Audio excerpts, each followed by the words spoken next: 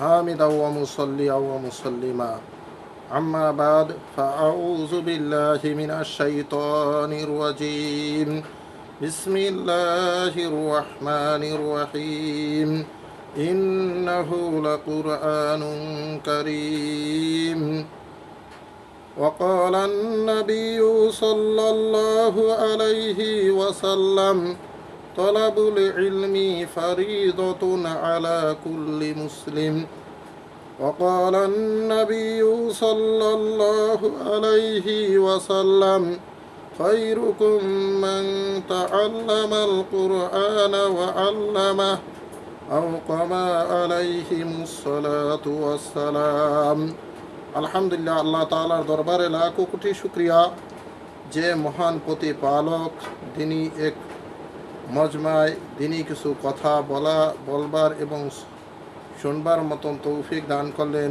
এজন্য তেনার দরবারে শুকরিয়া আদায় করা দরকার। আলহামদুলিল্লাহ। ফাজাইলুল কুরআনি, আজকের আলোচনা হলো কোরআনের ফজিলত সম্পর্কে। জান উসমান রাদিয়াল্লাহু তাআলা আনহু قال, উসমান রাদিয়াল্লাহু তাআলা আনহু থেকে বর্ণিত, তিনি বলেন قال রাসূলুল্লাহ সাল্লাল্লাহু আলাইহি ওয়াসাল্লাম, নবী করিম সাল্লাল্লাহু আলাইহি ওয়াসাল্লাম বলিয়াছেন, খায়রুকুম মান তাআল্লামাল কুরআনা ওয়া আল্লামাহ। যে নবী মুহাম্মদ রাসূলুল্লাহ সাল্লাল্লাহু আলাইহি ওয়াসাল্লাম বলিয়াছেন যে তোমাদের মধ্যে সর্ব উত্তম হলো ওই ব্যক্তি যে নিজে কোরআন মাজিদ শিক্ষা করেন এবং অপরকে শিক্ষা দেন। এই হাদিস দ্বারা বোঝা যায় যে সবথেকে দামি এবং সম্মানী ব্যক্তি তারাই যারা নিজে কোরআন শেখেন, যারা নিজেরা কোরআন শিখেন এবং অন্যকে কোরআন কি করে শিক্ষা দেন। এজন্য কোরআনের ফজিলত যে সবথেকে দামি মানুষ এরাই যারা কোরআন শেখে এবং কোরআন শিক্ষা দেয়। আয়েশা রাদিয়াল্লাহু তাআলা আনহা থেকে একটি হাদিস বর্ণনা আছে যে হযরত আয়েশা রাদিয়াল্লাহু তাআলা আনহা থেকে বর্ণিত যে রাসূলুল্লাহ সাল্লাল্লাহু আলাইহি ওয়াসাল্লাম ইরশাদ করেন, কোরআনের দক্ষ ব্যক্তি সম্মানিত লিপিকার ফেরেশতাদের সাথে থাকবে, আর যে কোরআন পাঠ করার সময় আটকে যায় এবং তাতে তার কষ্ট হয় তার জন্য রয়েছে দুটি পুরস্কার। ফায়দা, কোরআন শরীফে দক্ষ বলা হয়েছে ওই ব্যক্তিকে যার স্মরণও বেশি এবং পরেও বেশি, আর কোরআনের ব্যাখ্যা এবং তাৎপর্যের উপর দখল থাকলে তাকে আর কি বলা যেতে পারে। তারা ফেরেশতাদের সাথে হবে। এর তাৎপর্য হলো ফেরেশতারা কোরআনের লাউহে মাহফুজ থেকে স্থানান্তর করেছেন, আর এরাও কোরআনকে স্থানান্তর করে মানুষ পর্যন্ত পৌঁছিয়ে দিয়েছেন। তাই এরা উভয়ে যেন একই পথের পথিক, অথবা তাদের সকলকে হাসরের মাঠে একত্রিত করা হবে। যে অন্য এক হাদিসে আছে যে নবী করিম সাল্লাল্লাহু আলাইহি ওয়াসাল্লাম থেকে আউফ রাদিয়াল্লাহু তাআলা আনহু থেকে হাদিসটি বর্ণিত, আন আব্দুর রহমান ইবনে আউফ আনিন নবী সাল্লাল্লাহু আলাইহি ওয়াসাল্লাম قال, আব্দুর রহমান ইবনে আউফ রাদিয়াল্লাহু তাআলা আনহু থেকে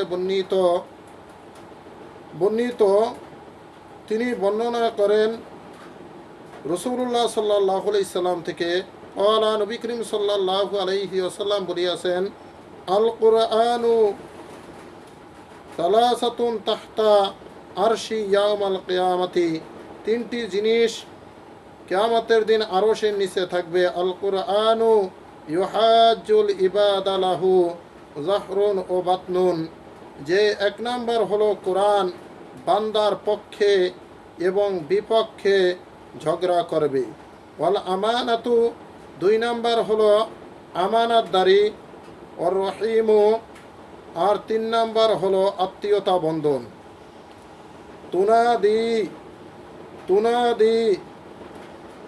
তুনাদি এরা ডেকে বলবে, আলা মান ওয়াসালানি, যে আমার সাথে সম্পর্ক রেখেছে, ওয়াসালাহুল্লাহু, আল্লাহ তাআলা যেন তার সাথে সম্পর্ক রাখেন। অমান কথা আনি, আর যে আমাদের সাথে সম্পর্ক ছিন্ন করেছে, আমার সাথে সম্পর্ক ছিন্ন করিয়াছে, কথা আহুল্লাহু, আল্লাহ তাআলা যেন তাকে আল্লাহ তাআলা রহমত থেকে ছিন্ন করেন, বঞ্চিত করেন। অন্য এক হাদিসে কোরআন শরীফ তেলাওয়াতকারীর ফজিলত সম্পর্কে এসেছে আব্দুল্লাহ ইবনে আমর থেকে। আর আব্দুল্লাহ ইবনে আমর রাদিয়াল্লাহু তাআলা আনহু قال, আব্দুল্লাহ ইবনে আমর রাদিয়াল্লাহু তাআলা আনহু থেকে বর্ণিত, তিনি বলেন, قال রাসূলুল্লাহ সাল্লাল্লাহু আলাইহি ওয়াসাল্লাম, নবী করিম সাল্লাল্লাহু আলাইহি ওয়াসাল্লাম বলিয়াছেন, ইউকালু লিসাহিবিল কুরআনি, কিয়ামতের দিন কোরআনের সাহেবকে বলা হবে, কোরআনের সাহেবকে বলা হবে, ইকরা, পড়ো, ওয়ারতাকি, চরো, ওয়ারাত্তিল, তেলাওয়াত করো, কামা কুনতা তুরাত্তিলু ফিদ দুনিয়া, যেরকম ভাবে তুমি দুনিয়ার বুকে কোরআন তেলাওয়াত করতে, আজকে তদ্রূপ তুমি কি করো, কোরআন তেলাওয়াত করো। ফা ইন্না মানজিলাতাকা ইনদা আখিরি আয়াতিন তাকরাউহা, যে যেখানে যায়া তোমার আয়াতের সমাপ্তি ঘটবে, যেখানে যায়া তোমার আয়াত শেষ হবে, সেখানে তোমার মঞ্জিল হবে। মিশকাত শরীফের 186 নং পৃষ্ঠার ভিতরে এই হাদিসটি আছে, যে কোরআন শরীফের যে নবী করিম সাল্লাল্লাহু আলাইহি সাল্লাম বলেন যে কিয়ামতের দিন কোরআনের পাঠককে বলা হবে, পড়ো, তুমি কোরআন তেলাওয়াত করো, কোরআন পড়ো, যেরকমভাবে তুমি দুনিয়ার বুকে কোরআন তেলাওয়াত করতে, আর তোমার যেখানে যে আয়াত সমাপ্তি হবে, তোমার যেখানে আয়াত যে শেষ হবে, সেখানে তোমার মঞ্জিল হবে। এই হাদিস দ্বারা বোঝা যায়, যার যে কয়টি আয়াত মুখস্থ থাকবে, সে সেই কয়তলা জান্নাত পাবে। যদি কেউ যদি সূরা ফাতিহাটা মুখস্থ করতে পারি, এই সূরা ফাতিহার ভিতরে কমপক্ষে সূরা ফাতিহার ভিতরে 7টি আয়াত আছে, এই 7টি আয়াতের এই 7 আয়াতের বিনিময়ে আল্লাহ তাআলা আমাদেরকে 7 তলা জান্নাত দিবেন। তার থেকে যদি আরও বাড়াইতে পারি, যদি আমরা 10 আয়াত মুখস্থ রাখি, এই নবীর হাদিস দ্বারা বোঝা যায় যে 10 তলা জান্নাত পাবো। আর যদি আমরা 100 আয়াত মুখস্থ করি, 100 তলা জান্নাত পাবো। 200 আয়াত যদি মুখস্থ করি, 200 তলা জান্নাত পাবো। তদ্রূপ যদি 5000 আয়াত মুখস্থ করি, 5000 তলা জান্নাত পাবো। যদি 6000 আয়াত মুখস্থ করি, 6000 তলা জান্নাত পাবো। আর এরকমভাবে যে যতটা কোরআনের আয়াত মুখস্থ রাখবে, যে যতটা কোরআনের আয়াতকে মুখস্থ করবে, সে তত তলা জান্নাত পাবে।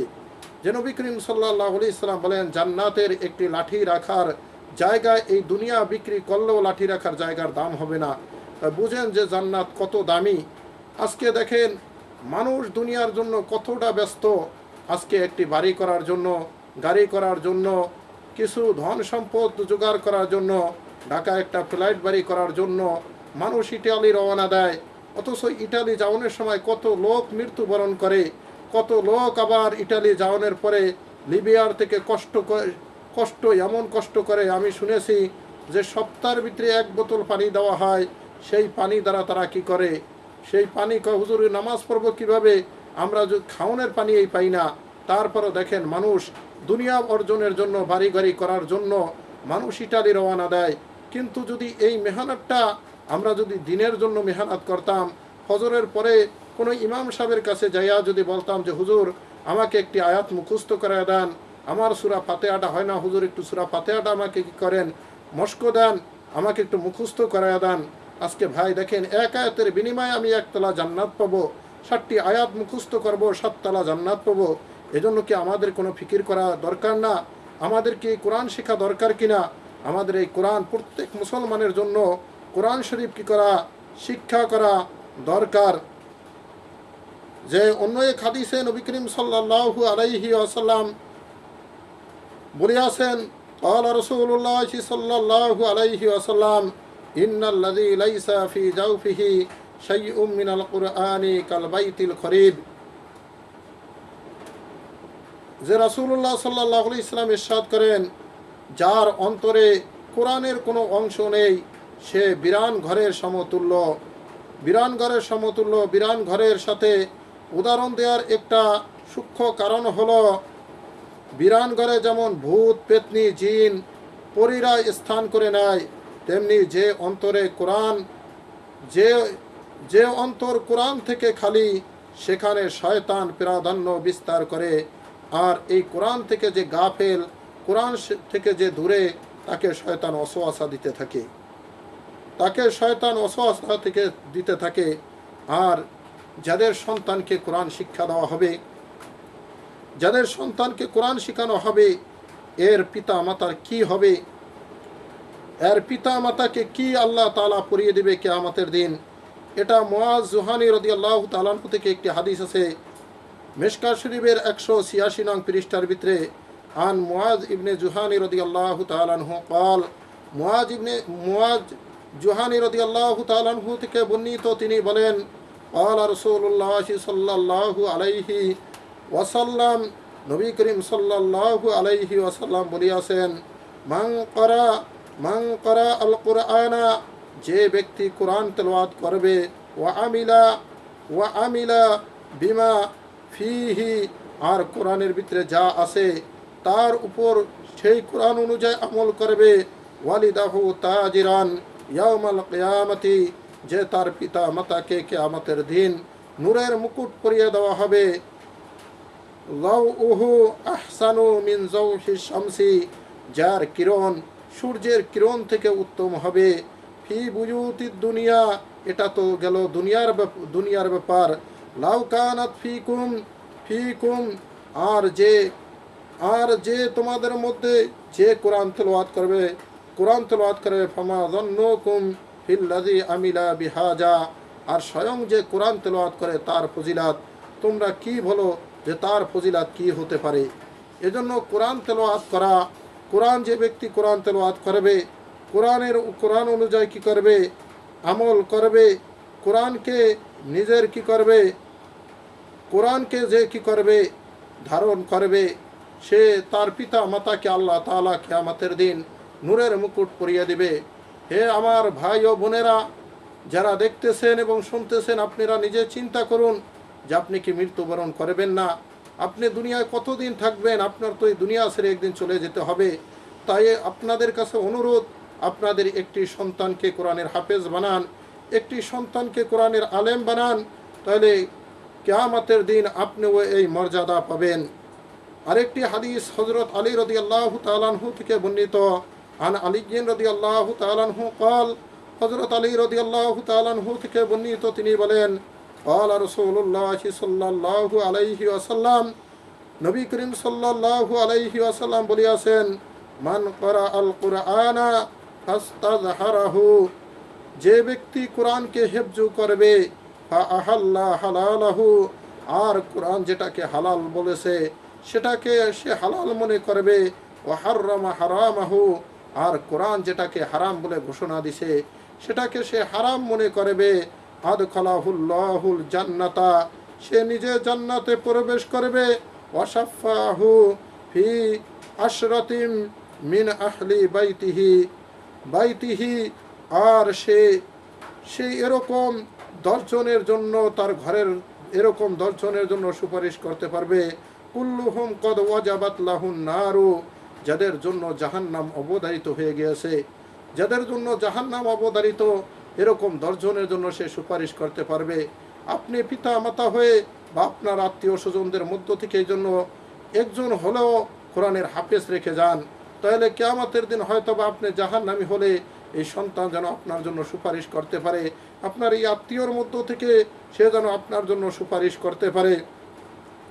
মুসলিম শরীফের 41 নম্বর পৃষ্ঠার ভিতরে একটি হাদিস আছে, যে নবী করিম সাল্লাল্লাহু আলাইহি ওয়াসাল্লাম বলেন, মানুষ যখন মৃত্যুবরণ করে, মানুষ যখন মারা যায়, তখন তার সমস্ত আমলের দরজা বন্ধ হয়ে যায়, কিন্তু তার 3টা আমল জারি থাকে।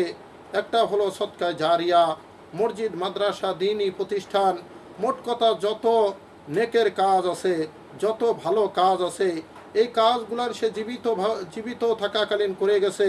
মনে করেন মসজিদ করে গেছে, কিন্তু সেই মসজিদে এখনও নামাজ হইতেছে, সে যে টাকা দিছে সেই টাকার ইট রয়ে গেছে, সেই টাকার কি রয়ে গেছে, ইট রয়েছে, সিমেন্ট রয়েছে, বালু রয়েছে, সে রড কিনে দিয়েছে, সেই রড রয়ে গেছে, বা সে কী করছে কোনো একটি মাদ্রাসা দিয়ে গেছে, এই মাদ্রাসা রড রয়েছে, মাদ্রাসা সিমেন্ট রয়েছে, ওখানে বাচ্চারা পড়াশোনা করতেছে, যে মসজিদ দিয়েছে সেই মসজিদে মুসল্লিরা নামাজ পড়তেছে, বা কোনো একটি ব্রিজ দিয়েছে, যে ব্রিজ দিয়ে মানুষ যাতায়াত করতে পারে না, কোনো মাদ্রাসার সামনে কোনো ব্রিজ দিয়েছে, বা অন্য কোথাও দিনের যে কোনো জায়গায় দান করুক না কেন সে দান করেছে, কিন্তু যে ব্যক্তি দান করেছে আজকে সে নাই, কিন্তু তার সেই মসজিদে দান করা সেই ইট রয়ে গেছে, সেই মসজিদ রয়েছে, সেই যত মানুষ এই মসজিদে নামাজ পড়বে, যত বাচ্চারা মাদ্রাসায় পড়াশোনা করবে, যত লোক ওই ব্রিজের পর দিয়ে চলাফেরা করবে, বা কূপ খনন করে গেছে, যত প্রাণী কূপ থেকে পানি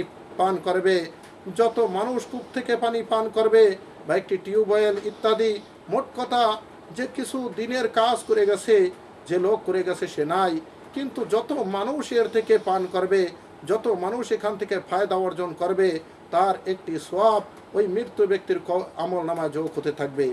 আর একটা হলো, যদি কোনো ব্যক্তি এলেম শেখে, আর এই এলেম দ্বারা অন্য লোক উপকৃত হয়েছে, যে অন্য লোক উপকৃত হয়েছে, নিজে আলেম হয়েছে, নিজে হাফেজ হয়েছে, অন্যকে আলেম বানিয়েছে, অন্যকে হাফেজ বানিয়েছে, কিন্তু যিনি এই ছাত্রদেরকে পড়াইয়াছে আজকে সে নাই, কিন্তু তার ছাত্র রয়েছে, তার ছাত্র কোরআন পড়তেছে, তার ছাত্র আলেম হয়েছে, সে হাদিস পড়াইতেছে, কিন্তু এর একটি নেকি তার ওস্তাদ যদিও দুনিয়ায় নাই, মৃত্যুবরণ করেছে, কিন্তু তার ওস্তাদের আমল নামা যোগ হইতে থাকবে।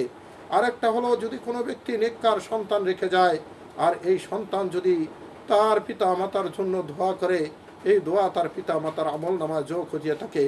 এই জন্য প্রিয় ভাই ও বোনেরা, যারা দূর দূরান্ত থেকে দেখছেন এবং শুনছেন, তাদের কাছে অনুরোধ যে আপনারা একটি সন্তান হলো ধার্মিক বানান, একটি ছেলে হলেও তাদেরকে দিন শিক্ষা দেন, নামাজি বানাইয়া যান, আল্লাহওয়ালা বানাইয়া যান, যাতে মৃত্যুর পরে আপনি নাজাত পেতে পারেন।